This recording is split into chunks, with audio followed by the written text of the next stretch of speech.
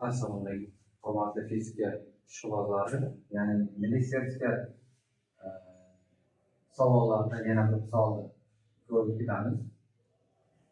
Bu masalamizda chizma berilgan. Chizmada agar A nuqta 8 metr ta'sim sekund tezlik bilan yassi ko'zgu esa 3 metr ta'sim sekund tezlik bilan harakatlanayotgan bo'lsa, A nuqtaning tasvirining, ya'ni A nuqtaning tasvirining yerga nisbatan, tasvir geologiyasi bo'ladi, yerga nisbatan tezligini so'radi.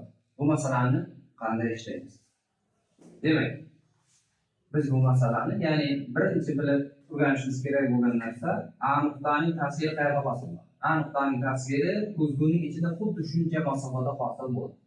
Demak, ko'zguning ichida xuddi shuncha masofada x o'qi bo'yicha vertikalni tezligi v1 bo'lsa, tasvirning ham tezligi v1 bo'ladi.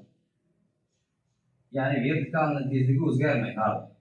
Lekin yana bir savol bor endi. Agar ko'zgu v2 tezlik bilan yaqinlashadigan bo'lsa, ko'zguning ichidagi tasvirning yerga nisbatan tezligi ikkita v2 tezlik bilan yaqinlashadi. Shunda yerga nisbatan, ya'ni tasvirning yerga nisbatan tezligi v nisbiy tezligi shunda nimaga teng bo'ladi? Ya'ni v nisbiy tezligi Pifagor teoremasi orqali topiladi. Perpendikullar holatda. Qachon? Ya'ni ular orasidagi burchak 90 gradus bo'lgan holatda biz ostida v1 ning kvadrati plus 2ta v2 ning kvadrati formula orqali ifodalanadi. Bu juda ham sodda masala. Biz ostida v1 qiymatimiz 8 ning kvadrati plus 2/3 ning kvadrati.